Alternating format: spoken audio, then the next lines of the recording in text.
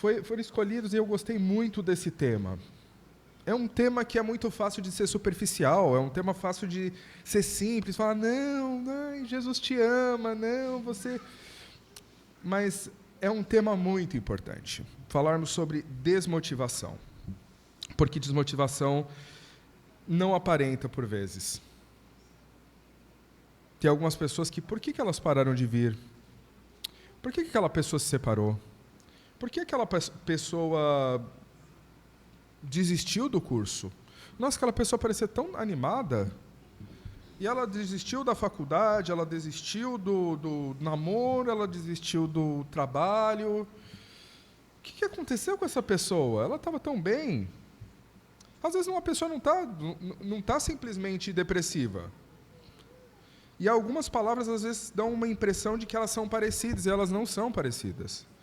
Porque desmotivação, e vocês sabem o quanto eu amo o valor das palavras e como eu gosto de entender a origem dela, desmotivação é que vem de motivação, que vem de movere, uma palavra muito próxima do latim, parece, a gente não tem dificuldade de entender. E o que quer dizer mover? Tirar algo de um certo lugar. Mover é basicamente isso, você tira um lugar. Não quer dizer que você vai para algum lugar, mas quer dizer que você tira. Quer dizer que está movendo, quer dizer que está saindo de onde você está. É diferente de tristeza. Porque muitas vezes eu estou trabalhando, eu estou motivado, mas eu estou triste. Às vezes eu estou bem no meu trabalho, mas a minha vida de relacionamento é uma macaca. E quantas vezes acontece? Às vezes a minha vida financeira está uma macaca, mas a minha vida espiritual está boa, e também acontece. É diferente de cansaço, porque, por exemplo, hoje, especialmente, eu estou muito cansado. Muito cansado, vocês não têm ideia do quanto. Eu estou mentalmente muito cansado. E é diferente de estresse também. Porque a gente fica estressado, acha, não, você está desmotivado. Não, às vezes você só está estressado.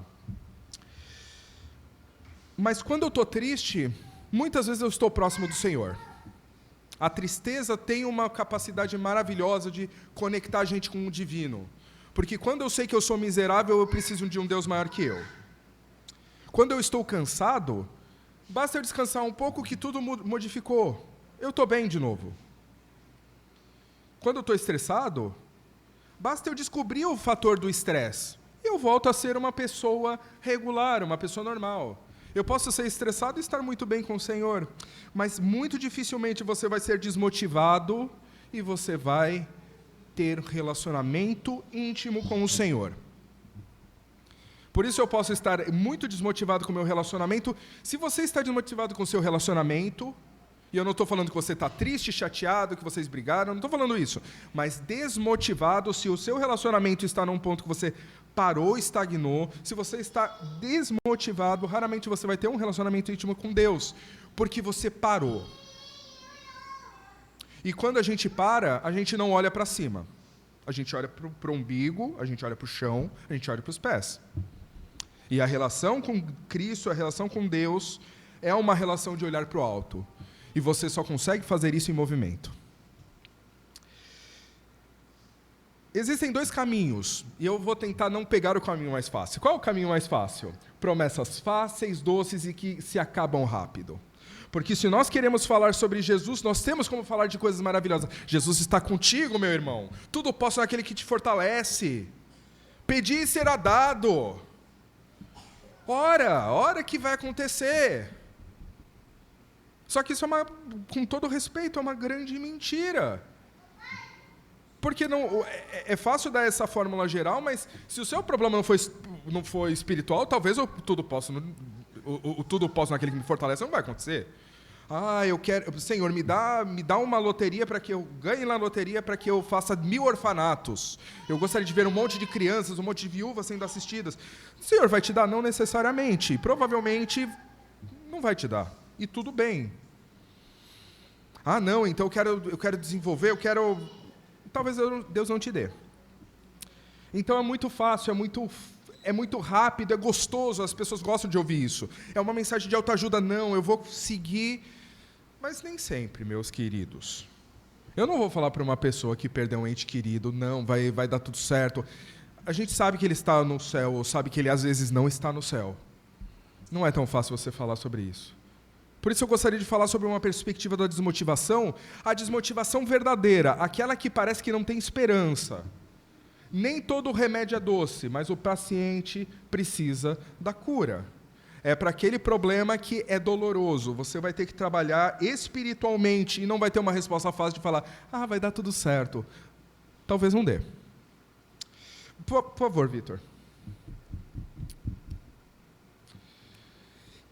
Eu não quero falar do que eu acho, nem do que a psicologia acha, nem do que as pessoas acham, nem vou trazer mensagens motivacionais, nem vou trazer mensagens pessimistas, porque eu sou naturalmente pessimista. Mas eu gostaria de trazer a palavra. Devo falar, mas aí eu estou sobre desmotivação, vamos falar o que na Bíblia? Precisamos analisar o contexto dos livros. Porque alguns livros eles parecem ser muito repetitivos. Se você tem uma visão um pouco mais superficial da vida, se você não leu a Bíblia com uma profundidade, realmente uma carga profunda, qual a diferença de Efésios, Gálatas, Romanos, 1 Timóteo? Parece que fala tudo a mesma coisa. E um livro específico parece falar muito a mesma coisa. E quando eu penso de primeira, e a primeira abordagem que eu pensei sobre, vamos falar sobre desmotivação, o que eu pensei? Eu pensei no livro mais amargo da Bíblia, que é Eclesiastes. E Eclesiastes, o contexto dele não é falando sobre o amargor da vida dele, mas é falando sobre, e a gente já falou sobre isso numa mensagem específica, é falando sobre vaidade. Ele chega na conclusão que tudo que ele fez foi vaidade. E que nada valia a pena, exceto servir ao Senhor. Exceto viver seu dia, servir ao Senhor, e porque isso era a recompensa da própria vida.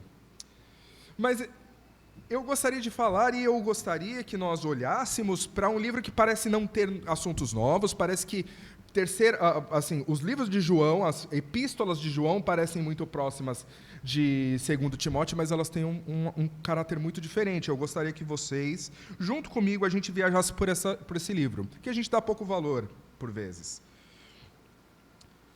Mas, com certeza, uma coisa eu posso dizer, é o livro mais triste de toda a Bíblia. Mas tem Jó. Jó, ele não era triste. Porque Jó tinha um sentimento de justiça e ele ficava perguntando para o Senhor, Senhor, por que está acontecendo isso? Não fiz nada. E os amigos, mas você deve ter feito alguma coisa, Jó. Não fiz. Mas você deve ter pecado, Jó. Todo mundo peca. Daí, não. Era uma sensação de quase frustração por ver que o que ele estava plantando não estava colhendo. O livro de 2 Timóteo é um livro amargo. É uma dor de dente. Não é aquela dor de cabeça que vem um dia e depois passa. Mas é aquela dor de dente que fica persistindo. E parece que nunca passa, e você dorme com ela e ela continua. E você acorda com ela continua. Você come e ela parece que fica maior. Você para de comer e não para a dor, mas continua. Sempre tão...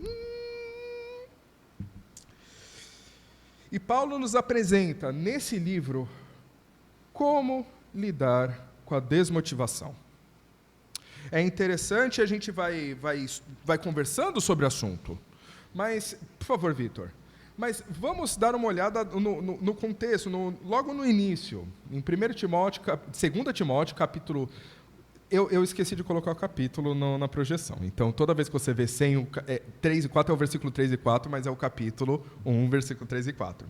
A palavra do Senhor nos diz: Dou graças a Deus, a quem, desde os meus antepassados, sirvo com consciência pura, porque sem cessar me lembro de ti nas minhas orações.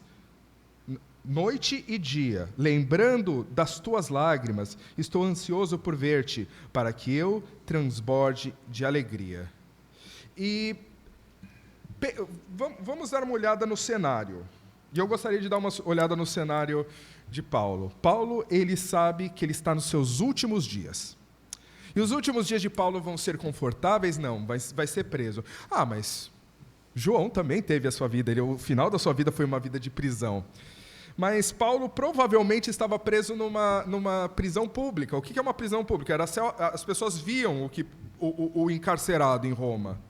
Então ele estava como um animal de circo, Ele estava lá e as pessoas olhavam claro, ninguém gosta de ser visto preso, mas imagine você ser um animal enjaulado no meio de pessoas andando, pessoas tirando sarro, você provavelmente faz as suas necessidades com pessoas olhando você dorme com pessoas olhando e provavelmente com o cheiro fétido das suas próprias coisas que você produz.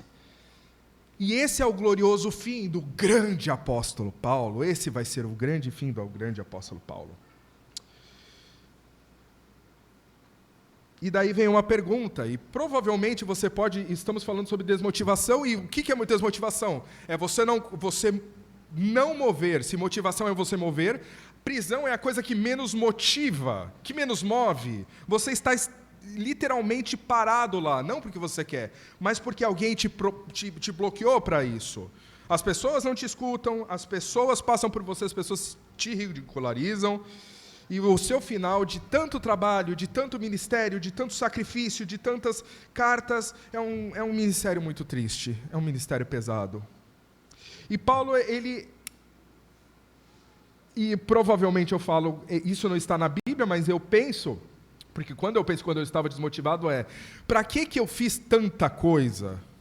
Por que eu estou fazendo? Por que eu estou me sacrificando tanto? Por que eu estou tentando investir num relacionamento? Por que eu estou tentando investir em ser uma pessoa melhor? Por que eu estou tentando me sacrificar para ser mais próximo de Deus? Por quê? Por que valeu tudo isso? Por que lutar tanto? Para que ter sofrido, ter corrido, ter me martirizado? Eu deveria talvez ter feito menos. Quem sabe se eu fizesse menos? Quem sabe se eu fizesse um pouco de menor qualidade, as pessoas notariam. Quem sabe as pessoas até se motivariam a fazer, porque quando eu faço tudo, ninguém faz nada. Eu tenho que levar o mundo nas costas, então, por que eu fiz tanta coisa? E a resposta da mulher de Jó foi interessante para isso. E a resposta que a maioria de nós dá. A gente fala, já que eu estou nessa situação, chuta o pau na barraca, para de fazer, desiste, é mais fácil. Porque a partir do momento que eu penso, será que valeu a pena? Eu cheguei numa conclusão, essa pergunta remete a uma resposta, não valeu a pena. Porque se eu soubesse, eu não faria essa pergunta, mas quando nós estamos desmotivados, para que valeu tudo isso? Para que valeu ficar 12 anos estudando para fazer um vestibular que eu não passei, que eu não vou passar e que eu nunca vou passar? Para que adianta ser certinho para não conseguir o que eu quero? E daí, a primeira resposta que eu te dou, o primeiro argumento que Paulo nos oferece em 2 Timóteo, quando tudo parece estar perdido, olhe para o que não se perdeu na sua vida. Porque quando nós estamos desmotivados, parece que tudo está errado. Igreja, você vê, o cara rege mal, nossa, mensagem horrível, meu Deus, eu tenho que ficar lá parado, sentado, fingindo que eu estou prestando atenção. Nossa, como é chato. Eles ficam falando isso, falando aquilo. Minha mulher, tudo que ela fala está errado. Meu marido, tudo que ele fala é uma groselha, tudo está errado que ele faz. Daí tudo, a galáxia toda está errada. E só você, claro, que é o certo. Mas a desmotivação causa isso. Eu estou parado, tudo está errado, tudo tem que começar a vir para mim e nada tem a responsabilidade para mim. E Paulo nos mostra, de uma forma muito interessante, quando você está desmotivado, olha para aquilo que está dando certo na sua vida. Porque não está tudo errado. Se você tem uma casa, se você tem parentes, se você está... Ninguém aqui está magrinho, só a Cidinha, mas é por questão pessoal dela. Mas ninguém aqui está... Nossa, acabou a esperança. Nós todos estamos tão bem, mas nós não olhamos o que está correto, nós olhamos o que está faltando. E Paulo, ele, numa situação de crise no final da vida dele, em que tudo parece estar perdido, tudo parece estar ruim, ele dá graças a Deus, a quem desde os meus antepassados sirvo com consciência pura, porque sem cessar me lembro de ti. A carta foi escrita para Timóteo. Paulo, ele não teve uma esposa. Paulo, ele não teve filhos. Paulo, ele não tinha uma família para chamar de sua, mas ele tinha Timóteo. E isso era o valor que ele falava, não está tudo perdido. Eu imagino a dor de Paulo, de ver que a igreja começou e ele se sacrificou pela igreja, mas a igreja fazia isso. vinha apostasia de um lado, vinha teorias de outro, vinha falsos apóstolos, falsos profetas. A igreja não tinha 50 anos e já estava cheia de vermes tentando corroer a igreja. E ele falou, para que foi tudo isso? Mas ele podia ficar feliz, porque ele tinha Timóteo. A gente precisa, quando nós estamos desmotivados, olhar quem é o nosso Timóteo. Às vezes seu Timóteo é o seu filho, às vezes seu Timóteo não, estamos juntos e a gente vai conseguir. Eu não sei qual é o seu Timóteo, mas encontre na sua vida um motivo que fale, não, aquilo lá, aquele ponto é um ponto de luz que eu posso falar, não. Nós temos Deus. Eu não quero chegar ainda nesse aspecto, porque Deus é uma transcendência. Você não está vendo Deus, você não está tocando em Deus. Eu não estou falando que a sua fé não é importante, ela é importante, a gente vai tratar mais para frente. Mas, mais do que isso, você precisa de algo que você olha na sua vida. Alguma coisa na sua vida está dando certo. Se você está desempregado, você está emagrecendo, eu espero. E pense em alguma coisa boa. Não está tudo perdido na sua vida. Você ainda não morreu, você ainda tem sua vida, pelo menos. Próximo, por favor, Vitor. E Paulo, ele continua. Pela recordação que guardo de tua fé sem fingimento, a mesma que primeiramente habitou em sua avó Lóide e em tua mãe Eunice, e eu estou certo de que também em ti. E o grande problema da motivação é que vamos pensar naquilo que você fala, não, aquele ponto de luz, aquele farol que está me levando. Só que a gente começa também a questionar o próprio farol de luz. Porque Paulo, ele deixou Timóteo em Éfeso.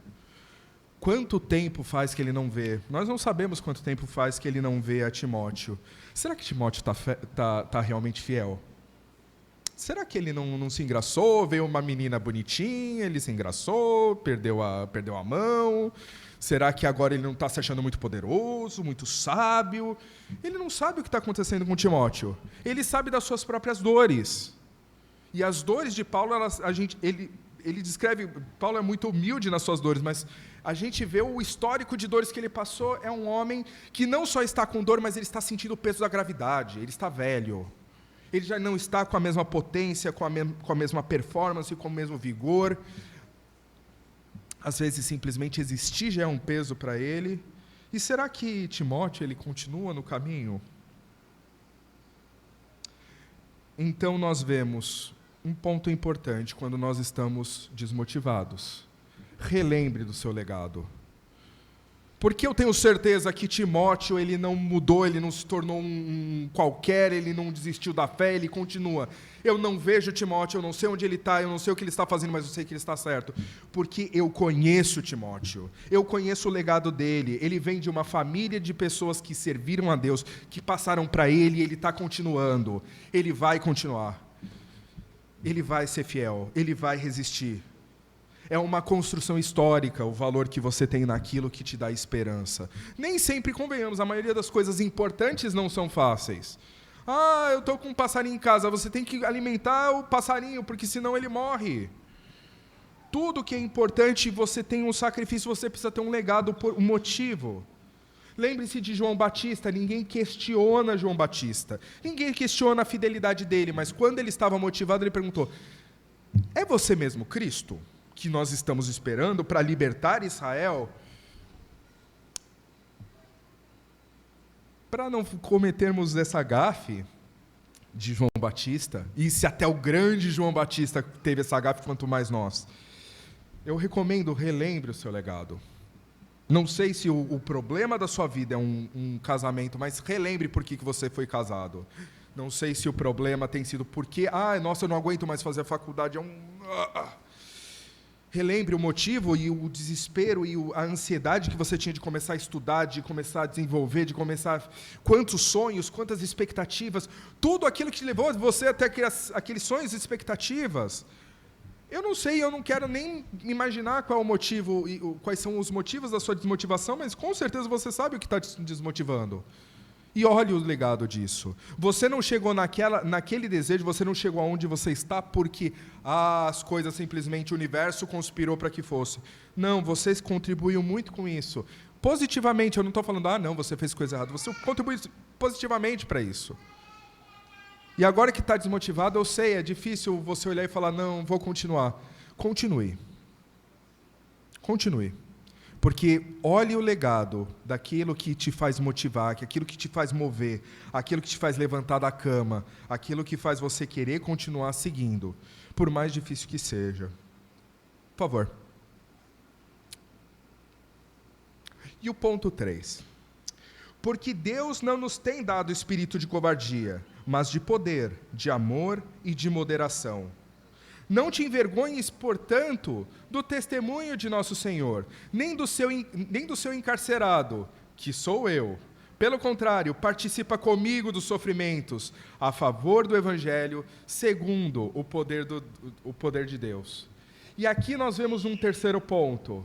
Seja corajoso de admitir que você está fraco. É muito difícil para homens e mulheres admitirem naquilo que é valoroso. E ninguém fica desmotivado por coisa que não é valorosa. Nossa, eu estou desmotivado porque o meu francês está super ruim. Tudo bem, eu não tenho problema com isso. Mas quando é a minha vida financeira, quando é o meu escritório, quando é o meu trabalho na igreja, quando é o trabalho que eu me sacrifico, isso me desmotiva. E daí eu fico pensando, as coisas que são valorosas. E é importante você encontrar e falar para alguém de confiança, eu preciso de ajuda. Não te envergonhes, portanto, do testemunho do nosso Senhor, nem do seu encarcerado. Não tenha vergonha de mim, Timóteo. Nem dos meus sofrimentos. Eu preciso de alguém para participar dos meus sofrimentos. A espiral do silêncio só vai nos colocando mais para a profundeza, porque eu fico mais desmotivado, eu fico querendo cada vez me motivar menos para qualquer coisa. Eu fico no meu buraquinho, porque aqui no meu buraquinho eu estou na escuridão, eu estou longe eu não quero que ninguém me veja. Não faça isso. Fale para alguém, peça socorro para alguém que você confia. E se você não tem uma pessoa que você confia, aprenda a confiar, aprenda a depositar confiança. Se aqui nesse local você não encontra ninguém que te dê um mínimo de confiança, temos um sério problema. Talvez você não se sinta igreja e parte do corpo do Senhor. Não estou falando para você anunciar na Folha de São Paulo os seus problemas, mas confie em alguém que passe uma certa confiança e fala, socorro, eu estou precisando de ajuda. Eu preciso de uma motivação. Não é ajuda financeira, não é ajuda... Eu preciso falar com alguém. Eu preciso que alguém participe comigo. Participa comigo dos meus sofrimentos. Empatia é você olhar a pessoa e você sentir a dor dela. E quanto mais eu vejo filmes que falam sobre relacionamento, mais eu vejo que as mulheres, elas gostam de ser ouvidas. A mulher tem mais habilidade com isso. A mulher não quer simplesmente resolver o problema, mas ela quer alguém que ouça o problema e fale, eu estou com você, eu estou do seu lado. Homens geralmente não. Homens geralmente falam problemas porque eles querem resolver. Mas homens ficam desmotivados e isso é um grande ciclo perigoso. Porque a gente quer resolver um problema que às vezes não dá para ser resolvido. E aí?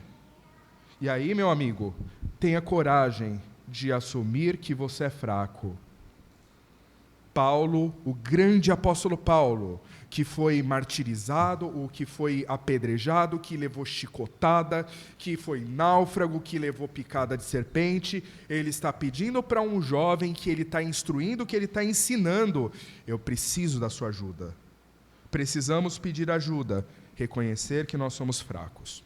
Próximo, por favor.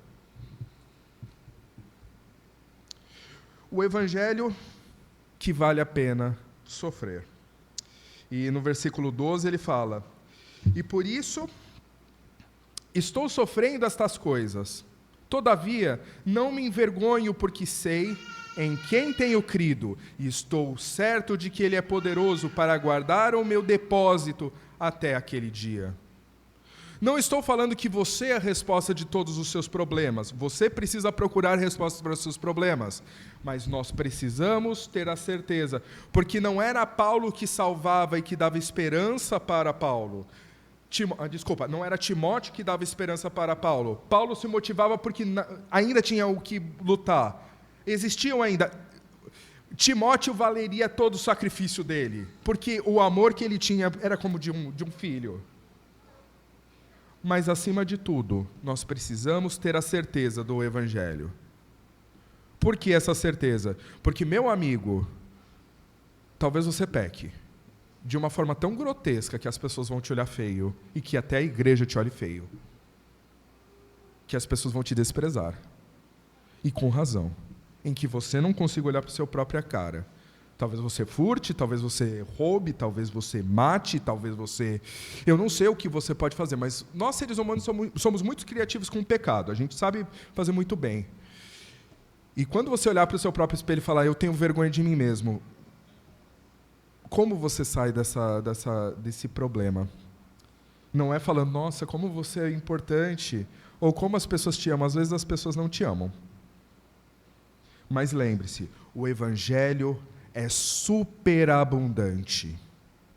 Não depende de mim, não depende de como eu sou honesto, como eu sou íntegro, como eu sou verdadeiro, como eu estou fazendo as coisas corretas. O Evangelho depende de Jesus Cristo numa cruz.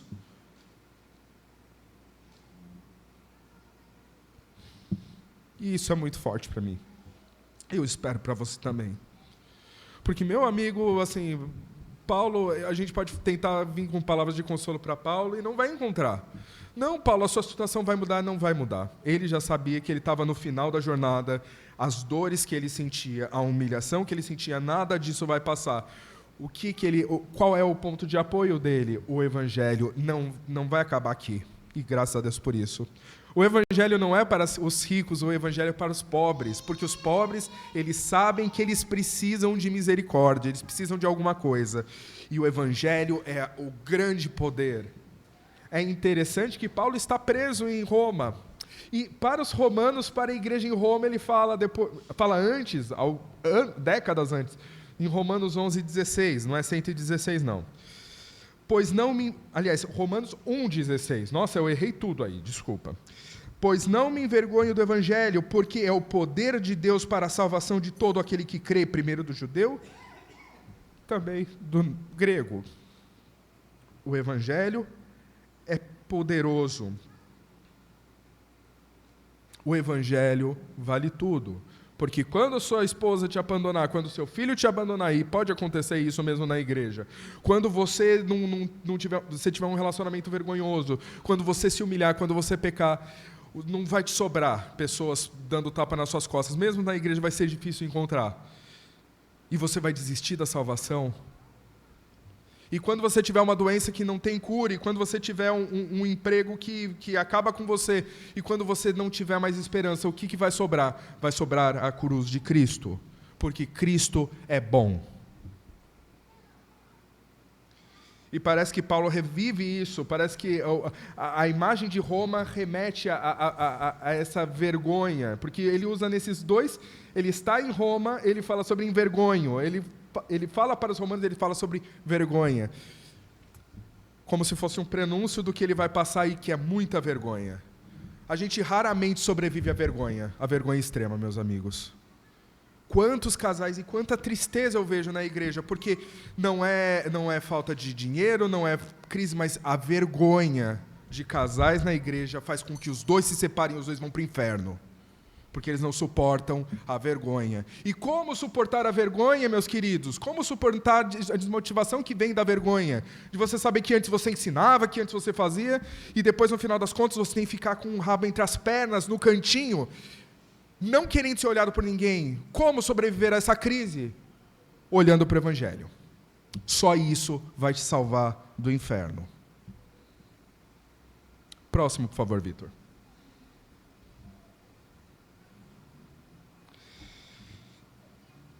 Está cientes de que todos os da Ásia me abandonaram. Dentre eles cito Figélio e Hermônides, Conceda o Senhor misericórdia à casa de Onesíforo, porque muitas vezes me deu ânimo e nunca se envergonhou das minhas algemas. Paulo estava em Roma. Aonde está a igreja em Roma? Eu não estou falando do endereço dela, não quero saber onde está. Mas será que não existe um cristão que possa dar assistência para Paulo? Paulo está dizendo que não. Só tem uma família, só tem um homem, Onesíforo, porque muitas vezes me deu ânimo e nunca se envergonhou. Obrigado. Onesíforo foi o único, coitado. E glória a Deus por ter Onesíforo.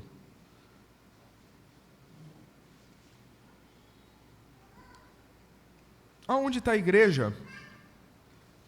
A igreja que ele tinha escrito com tanto amor anteriormente. A gente não sabe onde está. A gente sabe de uma coisa, não está com Paulo. O grande apóstolo Paulo foi abandonado pela própria igreja em Roma. E não só de Roma, todas as da região foram abandonadas. Abandonou. Paulo está sozinho. E daí vem o ponto de caráter, meus amigos.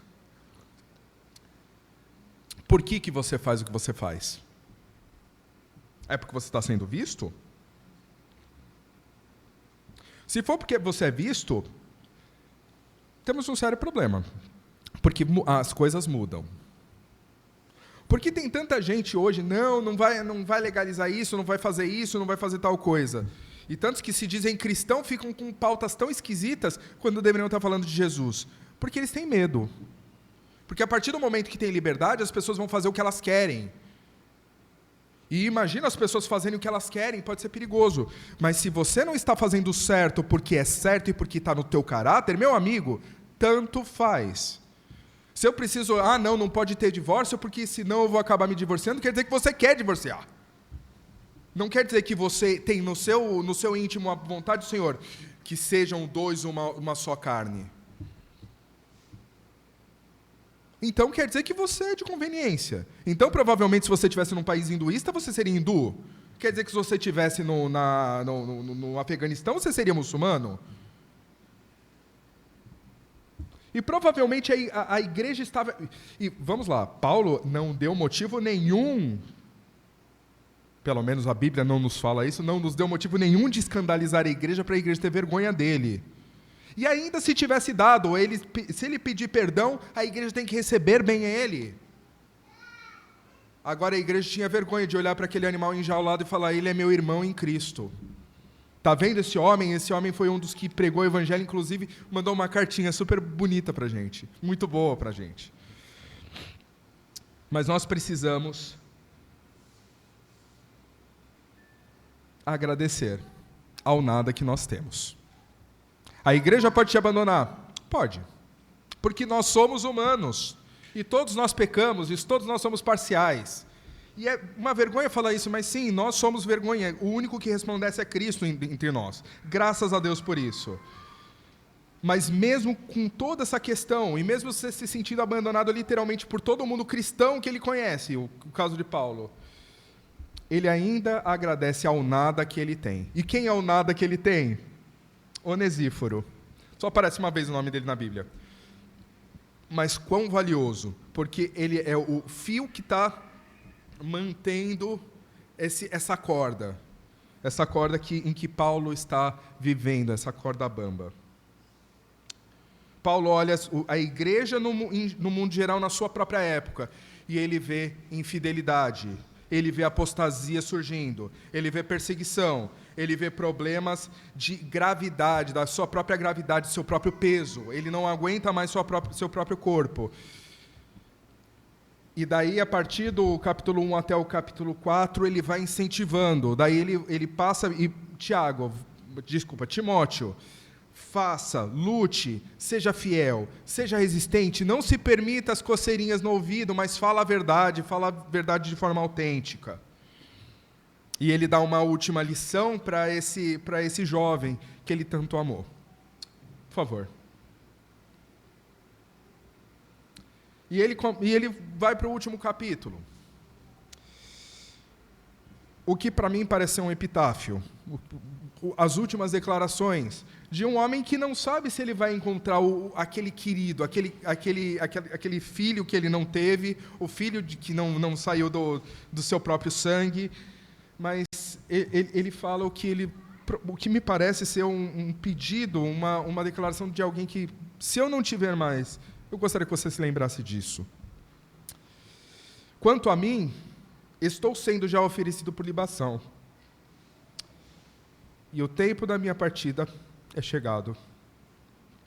Combati o bom combate, completei a carreira, guardei a fé.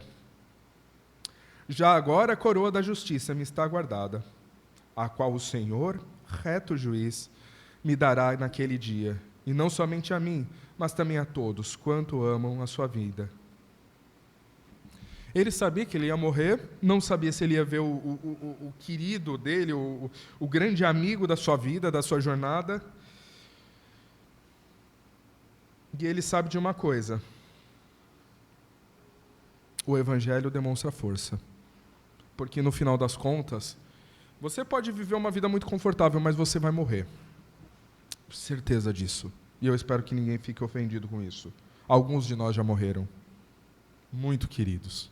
Muito valiosos. E a morte, por você seja rico, você seja saudável, você seja inteligente, você seja doente, você seja velho, a morte vai aparecer. E o que sobrou? Tem algumas pessoas que falam, não, eu deixei meus filhos para um legado.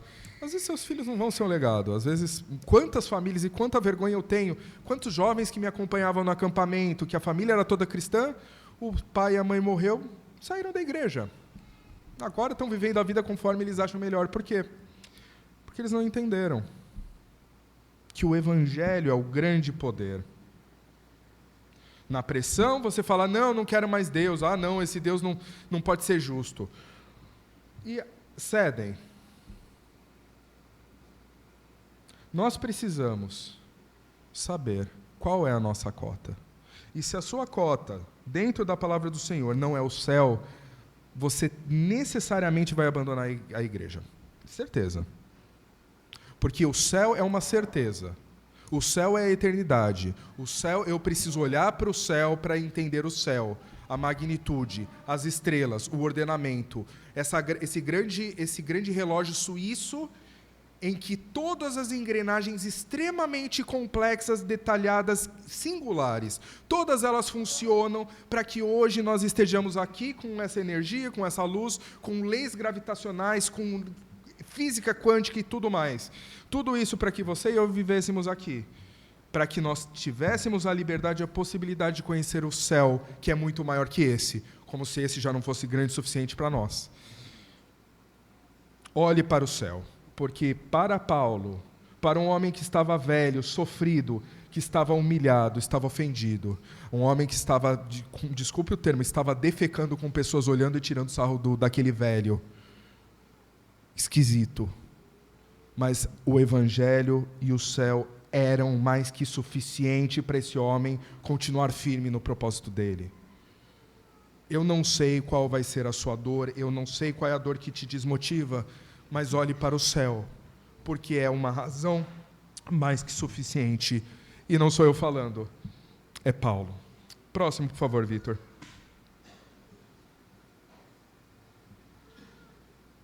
Na minha primeira defesa, ninguém foi ao meu favor. Antes, todos me abandonaram.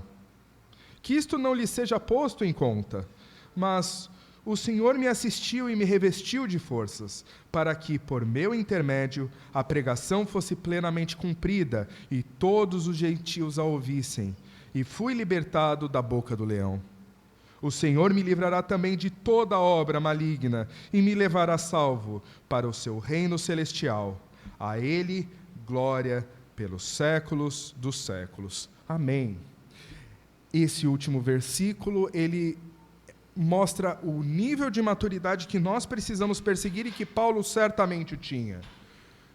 Paulo, você está velho. Paulo, você está preso. Paulo, você está numa situação humilhante, degradante. E a nossa tendência como cristãos, e até de boa vontade, não estou falando de má vontade, a gente vai orar, vai passar, vai dar tudo certo. Paulo, ele entende que vai dar tudo certo, mas olha como ele diz no versículo 8, o Senhor me livrará. Deus vai livrar Paulo, graças a Deus, Paulo vai ser liberto também de toda obra maligna e me levará salvo para o seu reino celestial. A grande libertação de Paulo é a morte. Nada mais vai salvar Paulo naquela vida. Não sei se a sua desmotivação tem a ver com uma doença que vai te levar para o caixão. Mas se for isso, que te leve para o reino celestial.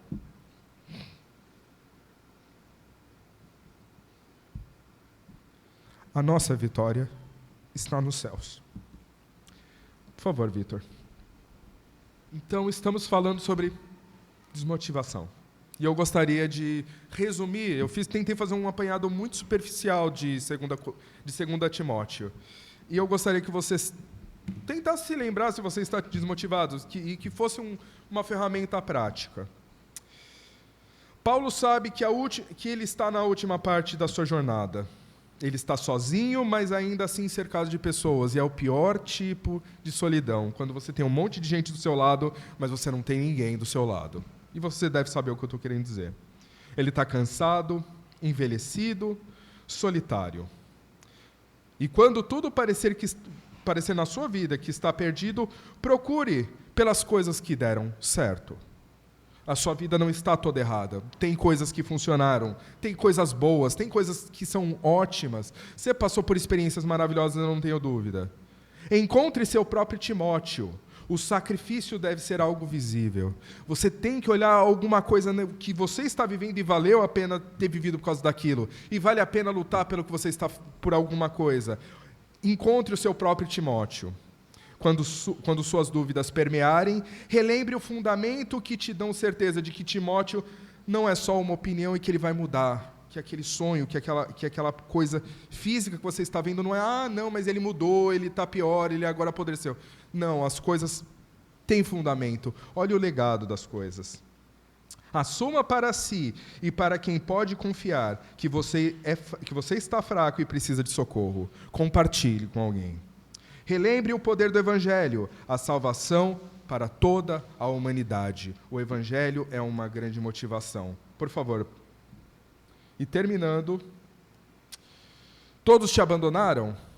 Às vezes a gente fala, nossa, todo mundo me abandonou. Não, sempre tem alguém que não te abandonou. Talvez não seja a pessoa que você queria que estivesse do seu lado, mas ela está do seu lado. Ainda assim existe alguma pessoa do seu lado. Qual será o seu epitáfio no final das contas? Qual será o legado que você vai deixar? Tenha certeza, a sua empresa não vai ser um bom legado, seus filhos vão acabar com ela. Tenha certeza, não vai ser a casa e o carro que você pode ter conquistado, ter pago. Provavelmente seus filhos vão brigar por causa disso. Com certeza não é a beleza, a formosura, a eficiência do seu marido. Nossa, como meu marido é isso, como minha mulher é isso. Isso vai acabar em uma geração, ninguém vai se lembrar de como a Vera Fischer era linda. Qual será o epitáfio da sua vida, no final das contas? A verdadeira vitória estará no reino celestial. E isso ninguém vai te roubar. Se prepare hoje para ter fé suficiente para esses dias tristes. Porque se você não está desmotivado hoje, um dia você vai estar, meu amigo. Então tenha fé o suficiente para você atravessar a ponte, mesmo quando for difícil. E que a fé te ajude a permanecer firme no Senhor. Que Deus seja louvado em todas as coisas.